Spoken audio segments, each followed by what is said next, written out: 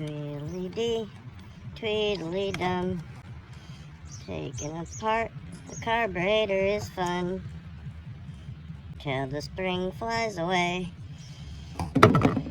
and hits you in the eye. Then you're gonna have a bad day. What's up, everybody? I'm WireNut, and this is minitruckin TV.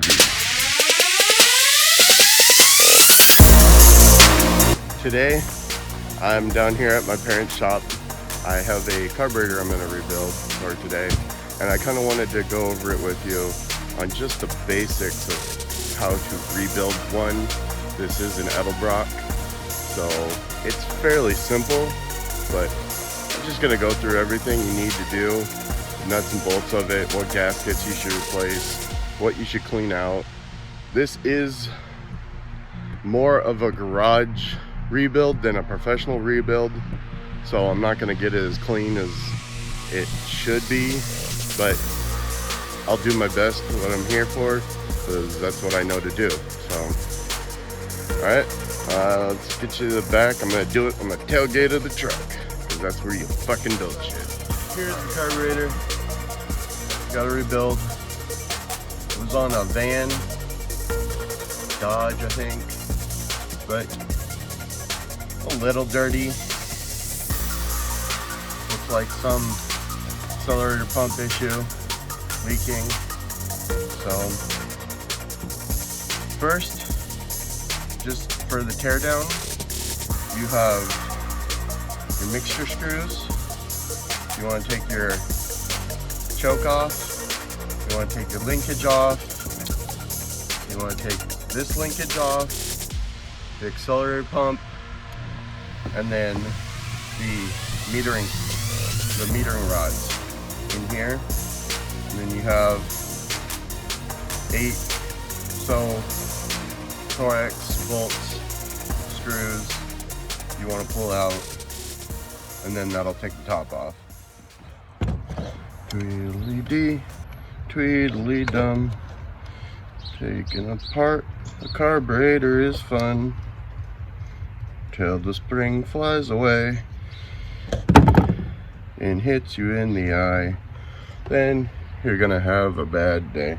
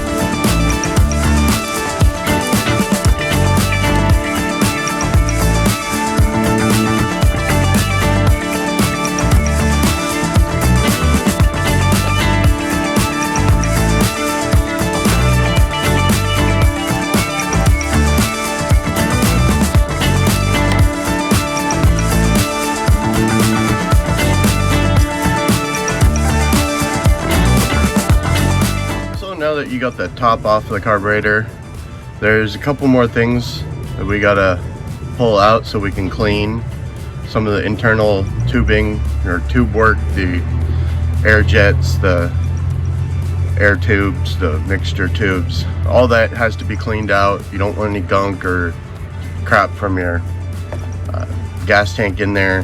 That's usually what clogs them up and stops the carburetor from running. So let's get the rest of this stuff pulled out now. So on this carburetor, they have secondary venturis, primary venturis, the squirter, gas squirter. Make sure you keep all the springs, take them back where they go. So let's get these 5 off, and then we'll start cleanup. Get all the gasket material off, clean everything out.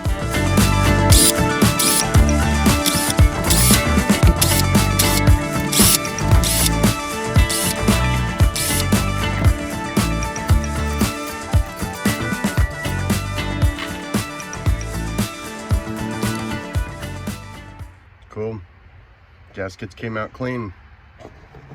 It's good for when we gotta clean up.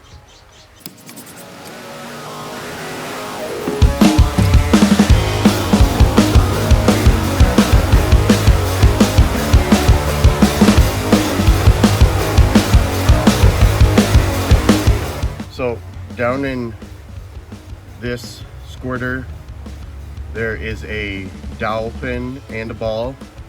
Make sure you grab those out before you start flipping the carburetor over and around and whatever. Not every carburetor is going to have this. So you just want to, once you take those squirters off, you want to make sure you check all the holes or the tubes before you start flipping the carburetor around. Make sure there isn't something in there, a spring or a ball, that will kind of run away from you when you're rebuilding it if you don't know about them. So here's the dowel and the ball that came out of this one.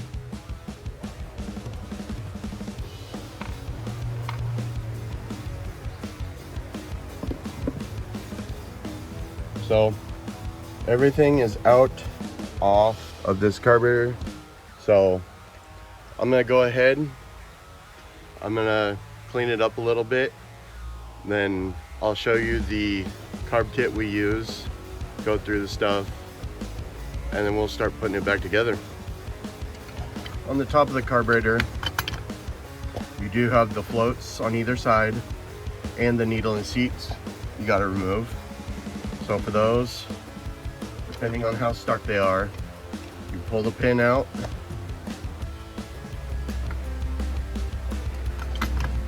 each side.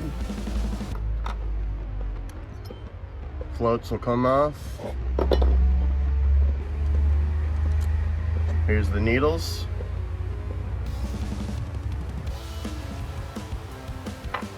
And then these are the seats.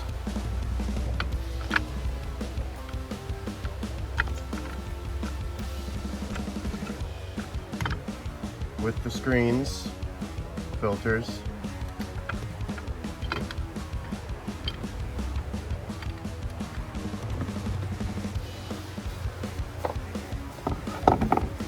And then your gasket can come off.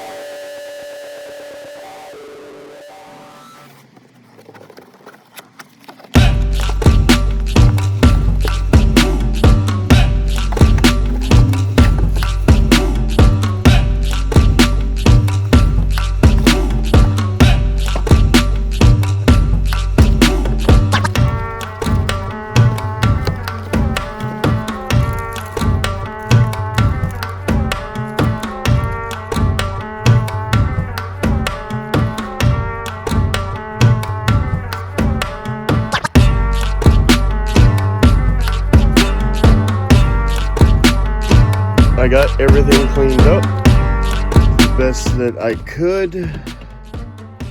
So now I'm gonna take these gaskets that came off of the carburetor Try and keep them intact as much as you can, because that'll make it easier.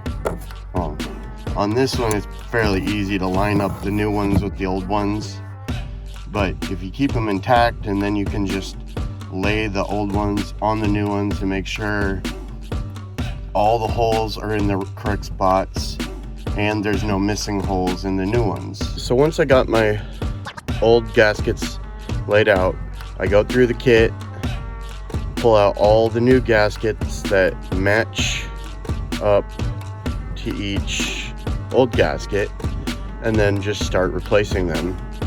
So I have the choke gasket, and like so, not so. Have these for the secondaries.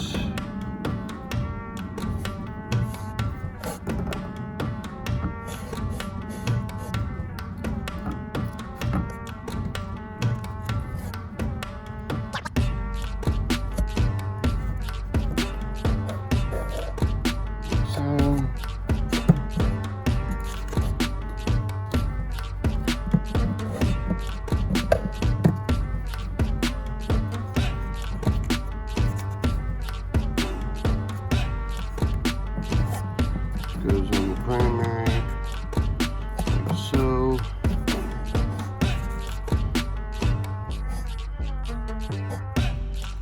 On the primary, like that one.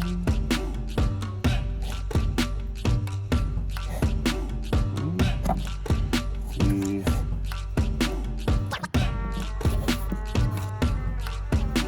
jet. This one goes on the fuel inlet, like so. They gave us a new spring for down inside the accelerator pump. They gave us a new accelerator pump. So let's start throwing some of the stuff back in the carburetor now. Minitruckin TV, it's here for you to see. We got clubs, dragging, and shows to peek. How-tos, cruising, and old school feel. Only thing we ask from you is like, subscribe, and share with your friends. Like, subscribe, and share with your friends. Like, subscribe, and share with your friends.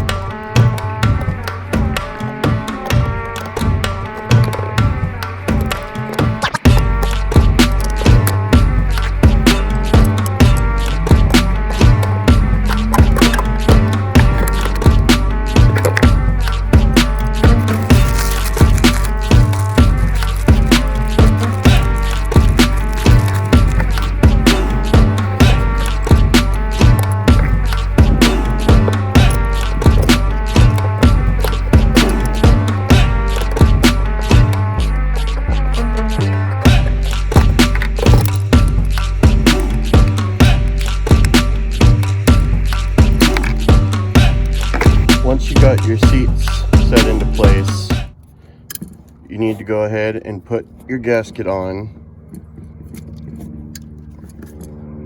like so. Then it's time to set your floats, because you have to set the levels depending on where they're at.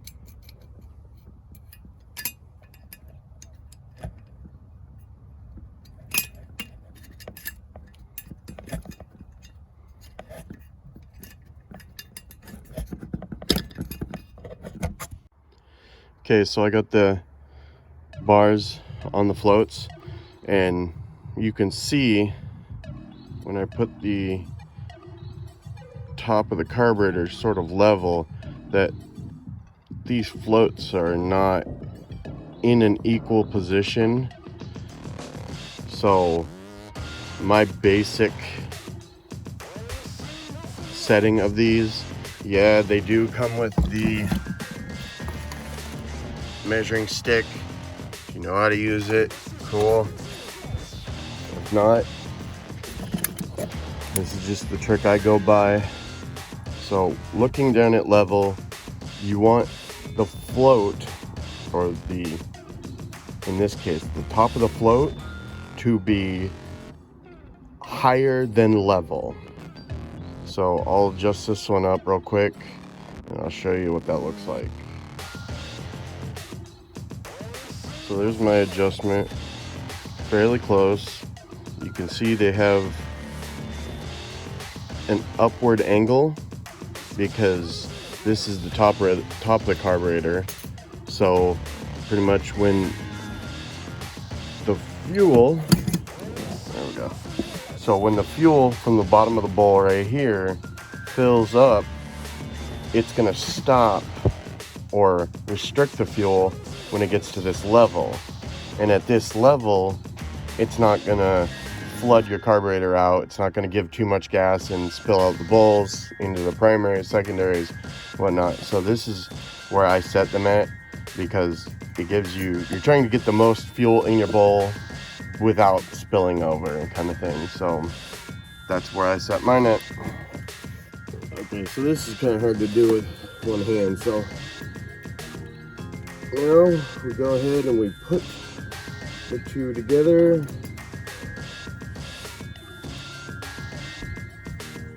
We're gonna slide the accelerator pump up in its home, and then you can slide it together like so.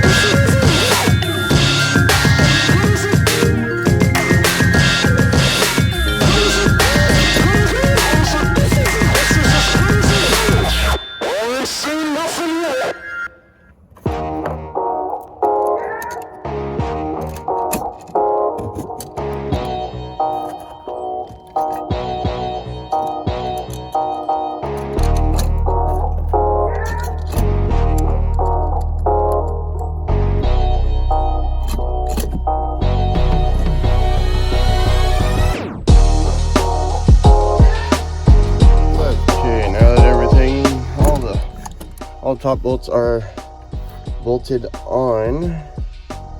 You just pretty much go around and start bolting on all of the accessories.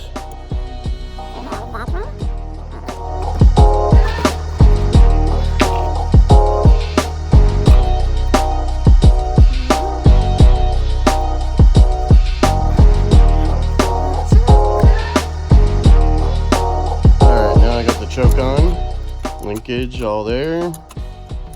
So now we can put the actual choke on.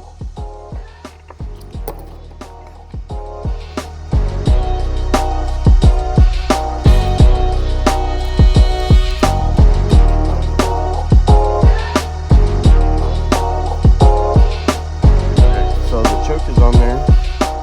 If it's an OEM one or an OEM replacement, you'll have that indicator right there, and these are your lean enrichment for your choke.